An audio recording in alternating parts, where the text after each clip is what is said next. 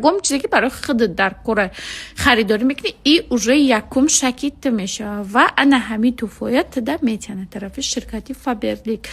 پس در او موافقت کردست نته بهترین دیرکتر را تشنیس کردستم که شوی و رخشونه یکی از دیرکتر موافقیه که با میگم خودی من آیلیک دا برآورده خودی من موافق کرده و امروز من باور کردم که در فابرلیک همراه رخشونه ما باور کردم که در فابرلیک پول گرفته میشده در فابرلیک آیلیک به دست آورده میشده شما میبینین که من بسیار دیرکتور میمونم لیکن من نمیگم که من مخصوص همراه همین آدم کار میکنم یا که مخصوص همین آدم مرا آیلیک دا برآورده برای که من نمیخوام یگام آدم پروست تک دروغ با امید کنم